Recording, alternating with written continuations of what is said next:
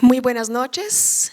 En nombre del Banco de la República, de la Sala de Conciertos de la Biblioteca Luis Ángel Arango y en mío propio, les doy las gracias por estar aquí esta noche, desafiando el frío y la lluvia de Bogotá para despedir la serie de música antigua para nuestro tiempo del año 2019. Hoy es el último concierto de música antigua. Los próximos vendrán el próximo año y estarán excelentes. El próximo mes, todavía en noviembre, hay algunos conciertos, pero no son de música antigua. Hoy vamos a despedir este año, como toca, con un concierto dedicado a Johann Sebastian Bach. Así es que los amantes de la música antigua espero se vayan a deleitar con este concierto maravilloso que tendremos hoy. Yo me llamo Angélica Daza, soy musicóloga y estamos grabando la charla que precede al concierto del grupo belga Il Gardelino. El Gardelino es un grupo que me enteré anoche por el director, ha venido aquí ya 4 veces, es decir, ellos ya tienen pues ya conocen Bogotá, conocieron Medellín. Es un grupo que tiene más de 30 años de fundado, tienen a su haber 29 discos, eso es mucha trayectoria. La mayoría de su obra la han dedicado efectivamente a la música antigua, aunque algunas veces han interpretado eventualmente algunos otros compositores y han trabajado muy fuertemente la obra de Johann Sebastian Bach. La vez pasada vimos un grupo que era un pequeño grupo de cámara, que eran 2 violines, un violonchelo y un clavecín, un grupo más bien reducido porque la música que se interpretaba era sonata a trío. Estos son 2 voces agudas, pueden ser 2 violines, 2 flautas, 2 oboes, violín y oboe y un bajo continuo. Esta vez tenemos una orquesta de cámara. El término orquesta de cámara simplemente significa una orquesta que puede caber en un cuarto pequeño. Recordemos que en el barroco los escenarios y los teatros no son como lo son hoy en día. Los primeros teatros grandes que se construyeron en el barroco se construyeron para la ópera, porque la ópera, al tener escenario, necesitaba trasfondos, necesitaba lugares mucho más grandes. Pero la música de cámara, la música instrumental, seguía manejándose en lugares pequeños. Esto es, por ejemplo, los lugares donde vivía la nobleza. Por ejemplo, pensemos también en las iglesias. Las iglesias no son lugares en donde haya mucho espacio para los músicos. Están los espacios para el altar, para la adoración, pero no para los músicos. Así es que no es, digamos, hay que pensar en el barroco como un tiempo en donde los pequeños grupos de cámara son normales. Es algo que es normal. Les voy a presentar el grupo. Esto ya para el barroco es un grupo grande, digámoslo así. Faltaría un coro. Esta es una foto antigua. Lo que vamos a recibir hoy son algunos de estos músicos. Aquí está el flautista, él es el fundador, y el oboísta. Ellos son los fundadores. Estos son los músicos que nos acompañan hoy. Flauta traversa, oboe, 3 violines, una viola, un violonchelo, un contrabajo y un clavecín. Esto es el conjunto mínimo, donde hay un conjunto de violines, un violín capaz de tocar el solo, y la música que escucharemos va a tener la textura siguiente: concierto italiano, es decir, unos solistas y un ripieno. La palabra ripieno, que quiere decir simplemente relleno, son los músicos, el tutti, que responde a la intervención de los solistas. Muchos me preguntan, bueno, pero esos instrumentos que ellos tocan, ¿por qué son tan distintos? ¿Por qué son tan extraños? Todos ustedes han visto una flauta traversa, las flautas modernas, cuando han ido a ver los conciertos en la Filarmónica, en la Sinfónica. Las flautas de hoy están hechas en metal, puede ser aleaciones de distintos metales. Las flautas barrocas son de madera y no tienen llaves, no tienen esas llaves metálicas que son como algo que las cierra. Eso no lo tienen, son de un color distinto y, por supuesto, como no son de metal, el color es más cálido, es realmente algo muy, muy bonito. Pasa lo mismo con el oboe. El oboe no es negro como el que vemos hoy en día, tampoco tiene llaves, tiene solamente unas llaves al final que son para las notas más graves, y su sonido igualmente es algo más caluroso, es menos brillante, pues porque también está hecho de otro material. Los violines tienen cuerdas de tripa, el contrabajo también, y el clavecín, ustedes ya lo conocen, lo han escuchado varias veces en la biblioteca. ¿De dónde viene ese nombre? Il Gardelino viene de un concierto de Vivaldi que se llama Il Gardelino. ¿Por qué? Por este pájaro que se llama Il Gardelino, y es un concierto para flauta donde la flauta imita el canto del pájaro. Estamos en la música programática de Vivaldi. Yo no sé si les había contado en otra ocasión que la idea de la música programática en el barroco es imitar la naturaleza, es imitar los animales en este caso. Ayer precisamente el director del grupo nos puso una grabación en internet de este pájaro. Es un canto que yo nunca había escuchado, no lo tenemos en Colombia, yo no lo recuerdo en Colombia, y Vivaldi realmente imita en ese concierto de Il Gardelino ese canto de este pájaro. Ahora, no es la música que escucharemos esta noche, así es que los invito por su cuenta a escuchar el concierto Il Gardelino de Vivaldi, que fue el concierto que le dio nombre a la agrupación. Como les dije hoy, vamos a hablar de Johann Sebastian Bach. El nombre que ellos escogieron para este programa es Bach, el deseo eterno, en francés le désir éternel. ¿Cómo tratar de imaginarnos el deseo eterno? Quizá pensemos que la música de Johann Sebastian Bach es muy cuadrada, muy matemática y que no se asemeje en nada al deseo, como lo imaginamos nosotros. Pues creo que a lo largo de la charla de hoy trataré de mostrarles una imagen distinta de Bach.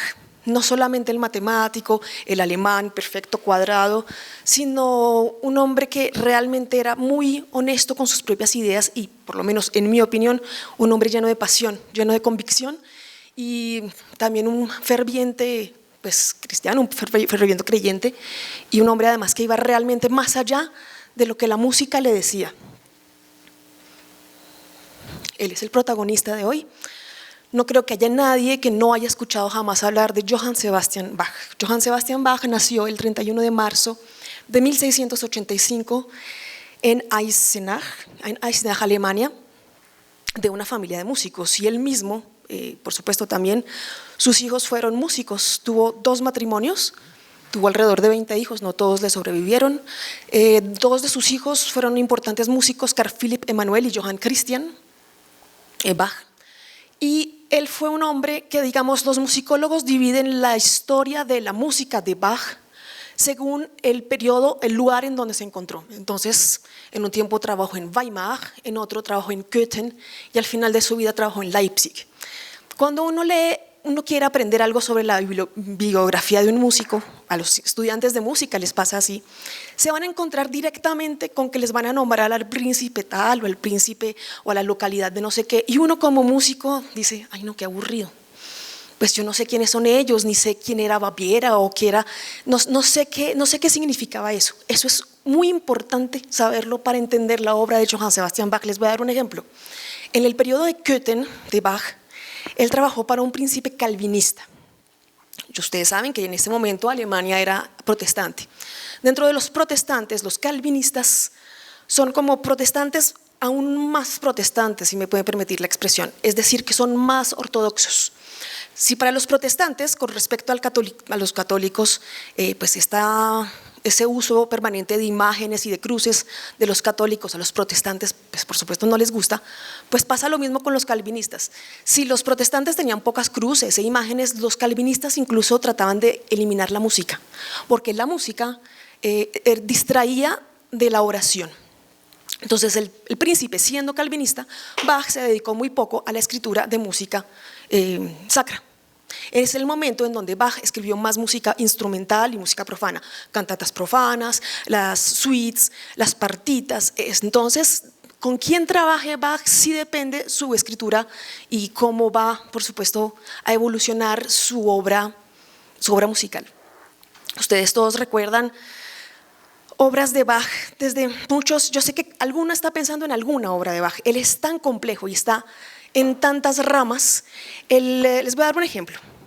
El catálogo más famoso de Johann Sebastian Bach es el Bach-Werke Verzeichnis, que fue completado en 1950 por Wolfgang Schmeide. Entonces ya todo el mundo sabe qué quiere decir BWV. Ya cada vez que vean en un programa BWV 1060 quiere decir Bach-Werke Verzeichnis. Es un catálogo que se hizo de las obras de Bach. Fue completado para conmemorar los 200 años de la muerte de Bach, después de la Segunda Guerra Mundial. Ese catálogo está dividido entre las obras vocales y las obras instrumentales.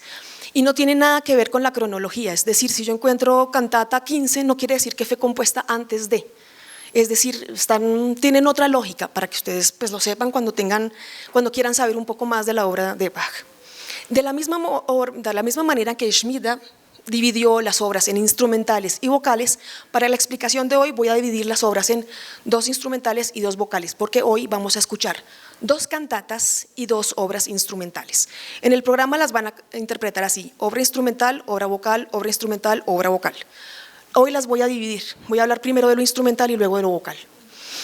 Johann Sebastian Bach fue clavecinista, laudista, violinista, cantante, pedagogo, compositor, un padre de familia ocupado. Le tocó también lidiar, como todos los profesores de música, con la institucionalidad, con todos los problemas de música que tenemos los músicos. Ejemplo, su trabajo en Leipzig.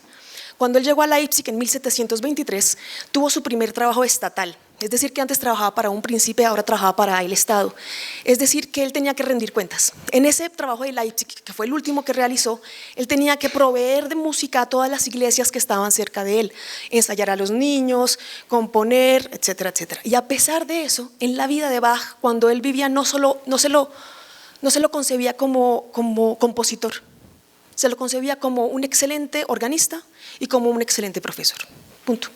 La municipalidad de Leipzig no le reconocía su trabajo como compositor, es decir, y sin embargo esto era lo que hacía todos los días. Nosotros sí le reconocemos ese trabajo porque la vida de Bach se ha ido desmenuzando poco a poco, mediante han pasado los siglos, los músicos, grandes músicos, Mendelssohn, Beethoven, han visto la obra de Bach y no logran entender qué era lo que hacía este hombre, es increíble. Les voy a dar otro ejemplo. Hace poco estuve en una conferencia de viola, yo soy violista, en un taller que se hizo en la Universidad Nacional, en el conservatorio, y vino un excelente profesor de Estados Unidos y un alumno presentó una obra de Johann Sebastian Bach. Y el profesor dijo, cuando yo era joven, yo vi una obra de Bach y dije, ¿por qué le tienen tanto miedo a Bach? ¿Qué es todo este renombre? Esto es fácil, esto es sencillísimo. Y decía, ahora que soy mayor, no estamos hablando de un hombre de 70 años, estamos hablando de un hombre de 40 años. Decía, ahora entiendo por qué dicen que Johann Sebastian Bach es tan difícil. Dice, yo me imagino la diferencia y la distancia entre Johann Sebastian Bach y yo, en un camino de 100%, yo creo que he caminado el 5%. Y lo veo por allá como una luz y sinceramente no creo que llegue antes de morir a poder entender a Johann Sebastian Bach. ¿Por qué traigo esta idea que nos transmitió ese profesor? Porque me siento identificada como intérprete con eso. Johann Sebastian Bach parece fácil, porque si ustedes ven una partitura, solamente son negras, blancas, corcheas. En el barroco no se escribían ni todos los arcos, ni todas las respiraciones, ni forte, ni piano, ni dulce, ni lento. Eso no se escribía, se suponía que el músico lo entendía. Así es que esa música transpuesta a nuestros días, no dice, ay, pues tan bueno, no tiene arcos, yo puedo hacer el arco que yo quiera. Pero a medida que uno empieza a interpretarlo, dice, Dios, no, esto realmente va más allá de mis propias fuerzas. Yo interpreto Bach y creo que nunca lo voy a lograr porque es realmente algo cuya belleza está mucho más allá simplemente de la escritura. No les estoy desanimando a que no estudien Bach, por el contrario. Quiero que vean a Bach desde como desde esa idea de que no es imposible, pero que está más allá simplemente de la escritura o de la facilidad o de la respiración, y además es tan complejo. Uno le puede gustar la música para flauta, la música para violín, la música para órgano, la música para clavecín, la música para orquesta, la música para voces, y siempre va a encontrar algo en Bach que le va a encantar. Las partitas para violín son algo impresionante, las suites para violonchelo. Fue el primero que escribió música para un solo instrumento melódico. Él sintetizó, digamos, todos los lenguajes musicales que había en ese momento en Europa. Cuando estaba en Weimar, se dejó seducir por la música italiana. Era un gran admirador de Vivaldi.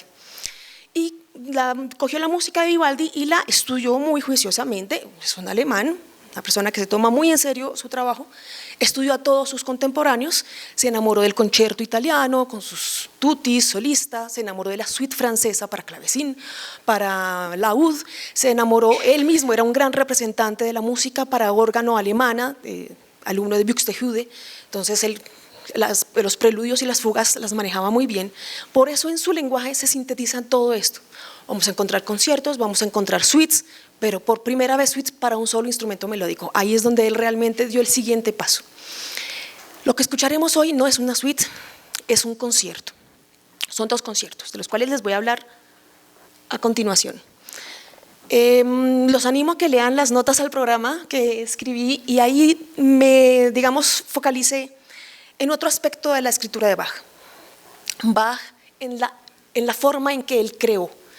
No se podrán imaginar que una persona que escribió 1000 obras distintas. Eso es absurdo, no es como si de un día para otro se le borrara todo lo que tenía en la cabeza. Eso no puede pasar, pasó siempre. Pero me llama mucho la atención algo que he escuchado en la gente, que pues a veces, no sé, habla de música como le sale, y me decía alguien, a mí me parece que Vivaldi es todo igual, que todos los sonidos de Vivaldi empiezan igual, tan, tan, tan, tan, tararán. Pues no estoy de acuerdo con eso, pero debo reconocer que Vivaldi usaba muchos leitmotiv rítmicos y melódicos y en muchos conciertos uno tiene la impresión de yo ya escuché esto. Jamás he escuchado a nadie que diga eso de Bach.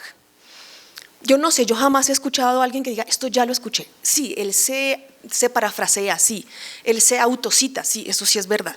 Es decir, que hay momentos en los que uno dice, esta melodía ya la escuché, pero la melodía está tal cual y tiene una razón para estar ahí. No hace nada al azar. Vamos a ver obras en las que se transcribió, se transformó como un cocinero, los mismos elementos, pero el resultado puede ser tan distinto que realmente es una obra nueva. Cómo crear desde lo ya creado, cómo lograr un hilo, con un diálogo, ¿cómo decirlo? Un discurso musical nuevo a partir de lo que ya usé. El primer concierto que escuchamos hoy es el concierto para violín y oboe en do menor.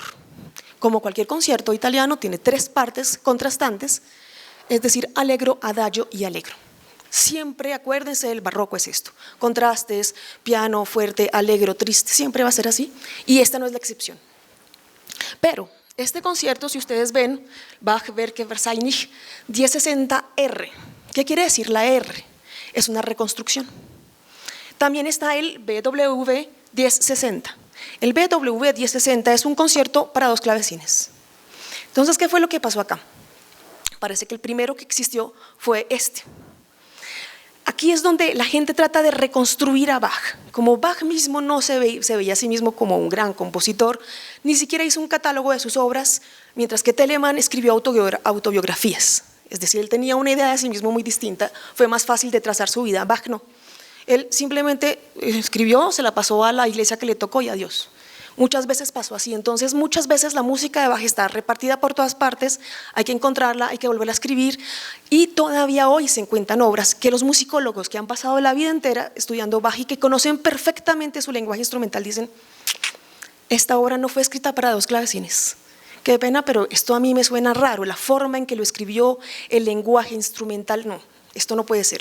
Y van y miran y resulta que en 1764 hay una alusión a un concierto para violín y oboe en do menor.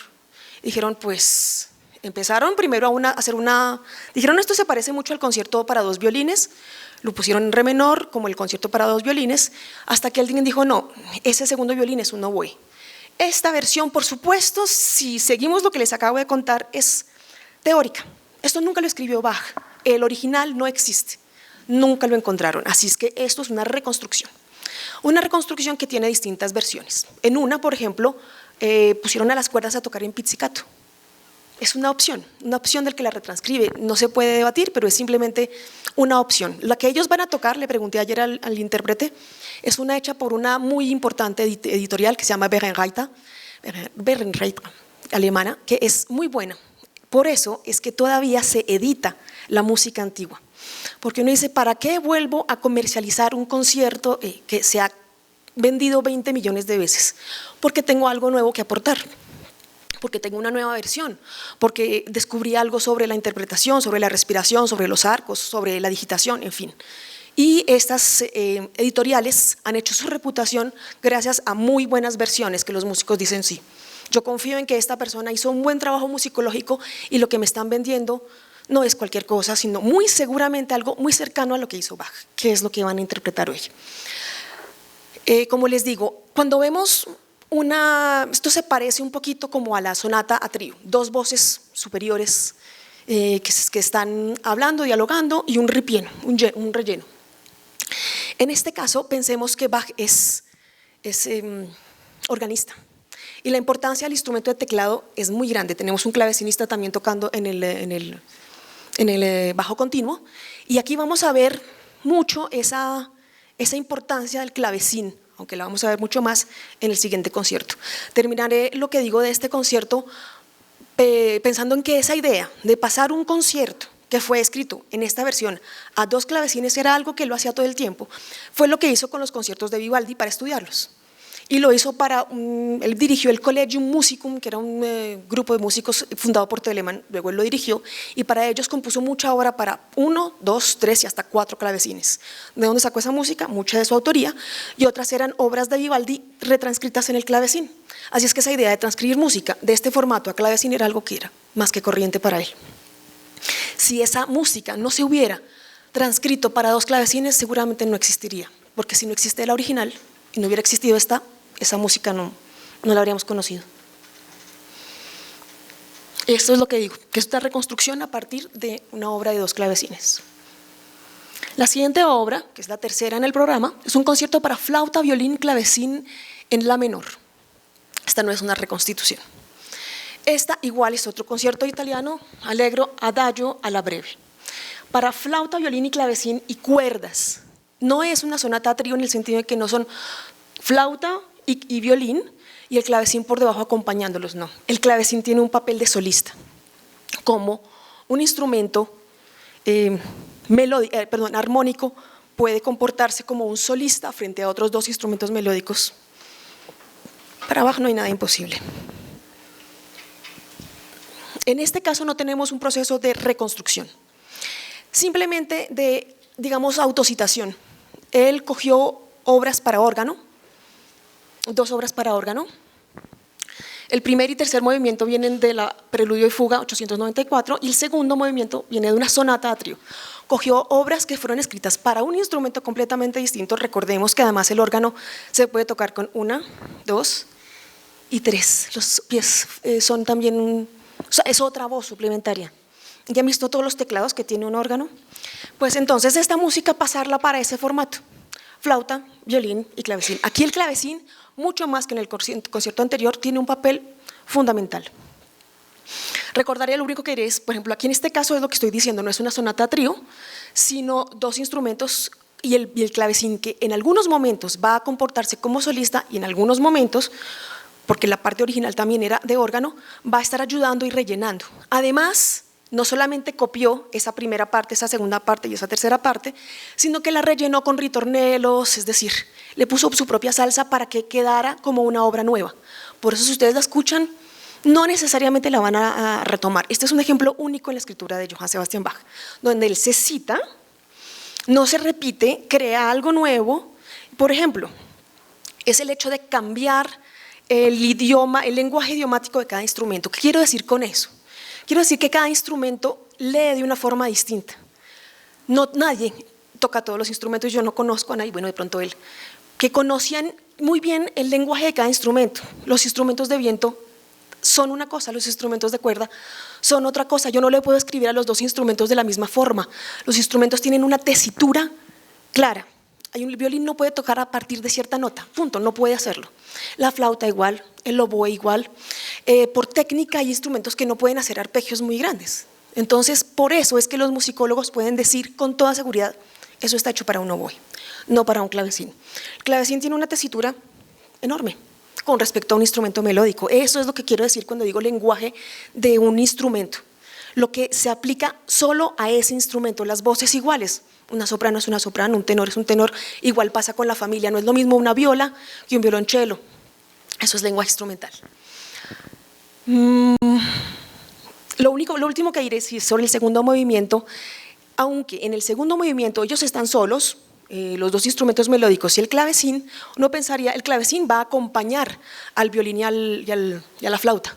No, Johann Sebastian Bach en cualquier momento decide hacer todo lo contrario y pone a los dos instrumentos melódicos a acompañar al clavecín. ¿Parece imposible?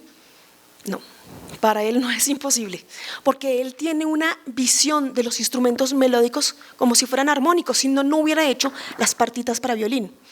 Un instrumento melódico es un instrumento que puede hacer una sola nota, estamos de acuerdo, una flauta, bueno, sobre todo una flauta.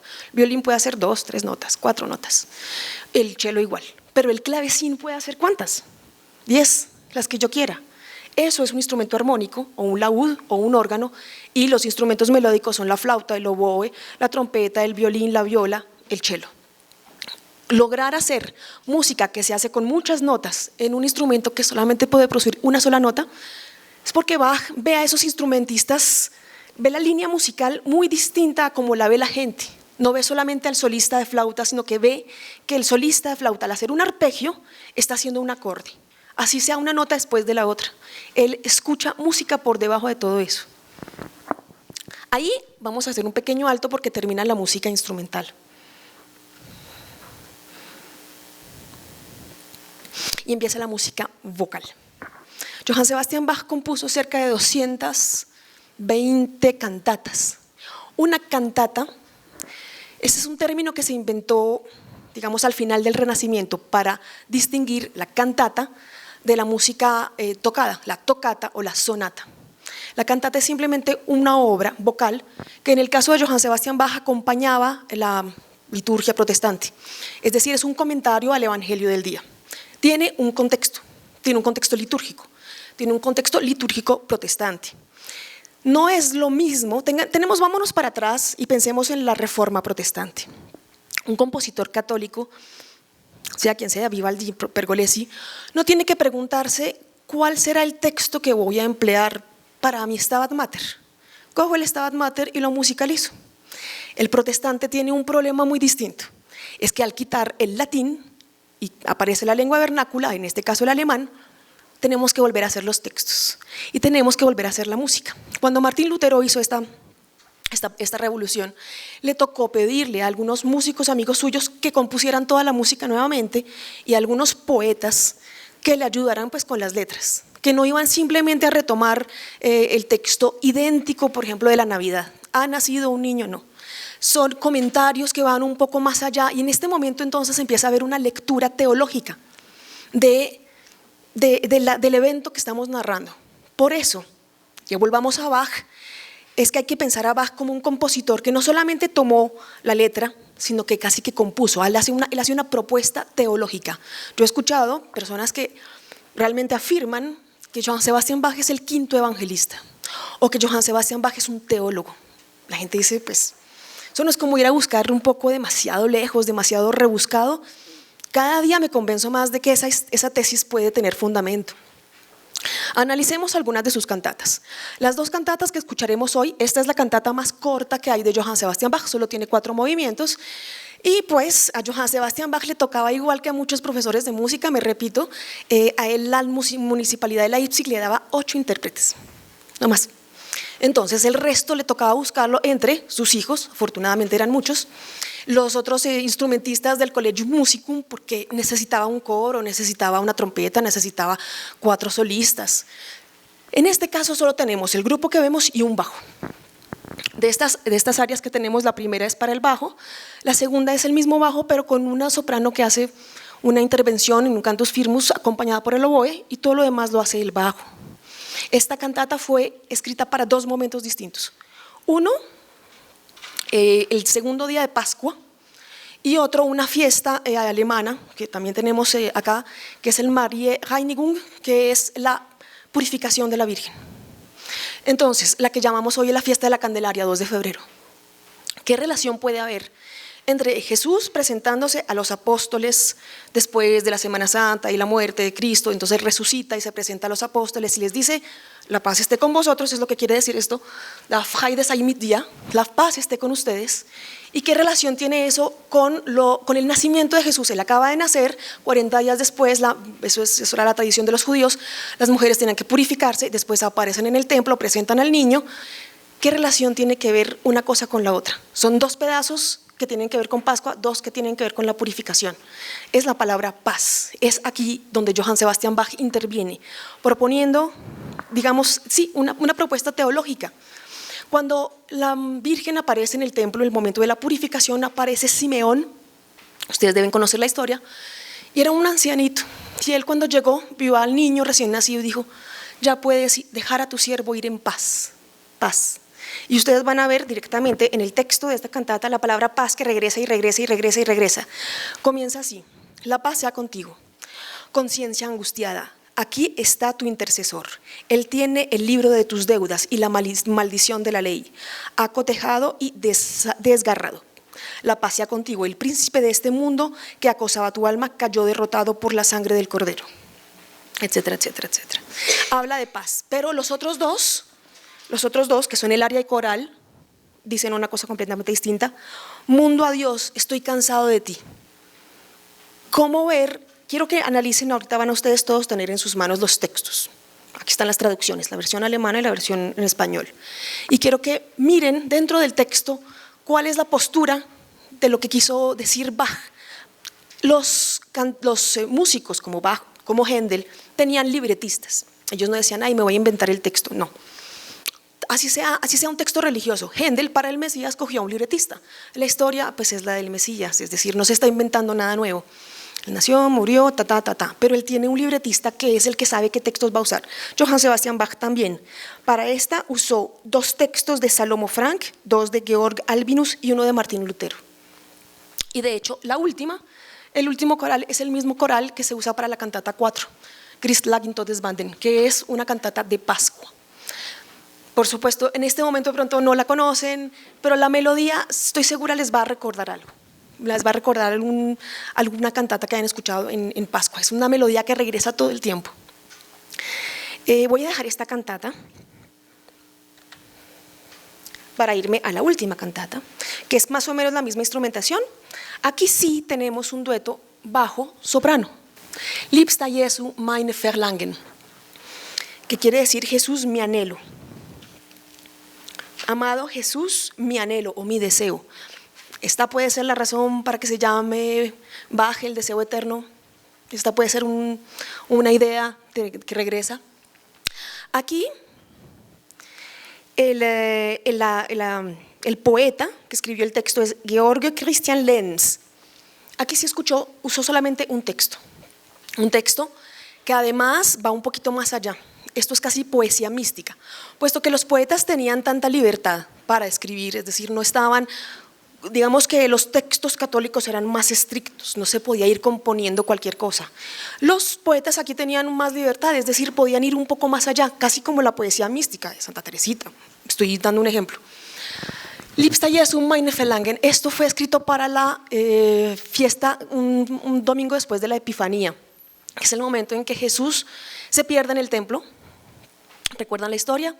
Jesús está con sus padres en el templo, Jesús se les pierde y después cuando aparecen y ellos están súper angustiados les dicen: pero ¿por qué me estabais buscando si tengo que ocuparme de los asuntos de mi padre? Entonces, ¿de qué trata esta cantata?